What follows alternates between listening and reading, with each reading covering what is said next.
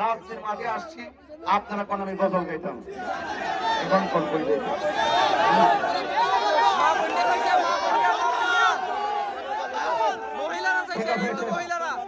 অসুবিধা নাই, অসুবিধা নাই, আপনাদের মনের আশা আমি পূরণ করতে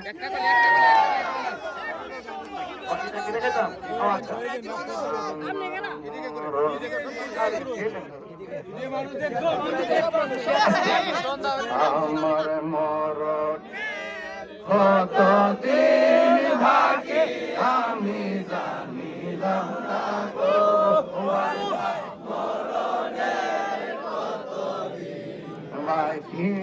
আর আজরাইল আসিয়া যখন হস্তে দিবা করি, আজরাইল আসিয়া যখন হস্তে দিবা করি, তখন আমার মনা ভাই করবানু কি আমি জানিলাম না গো, আল্লাহ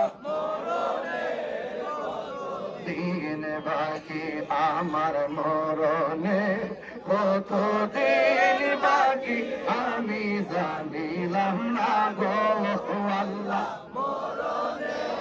কতদিন বাকি আর হায়াত আর 40 দিনের আগে ভাইরে মৌতের নিশানি, যেই জায়গা যার মরণ লেখা সেই জায়গা সে মরে আমি জানিলাম না গো, আল্লাহ মরণের কতদিন বাকি আমার মরণের কতদিন বাকি আমি জানিলাম না গো, আল্লাহ মরণের কতদিন বাকি। সবাই বলে আলহামদুলিল্লাহ। একটা উত্তর না দিলে অসম্পূর্ণ থেকে যাবে। উত্তরটা হলো, যখন আমাকে বাজার থেকে মিছিল নিয়ে আসতেছে, বাজার অনেক লোকে বলা বলি করতেছে, ওই তা তাহিরি সব টেহা দিয়ে আনছে, টেহা দিয়ে। যারা মিছিল করতেছে আমি নাকি এদের টাকা দিয়ে আনছি আজকে মিছিল করতে। হ্যাঁ,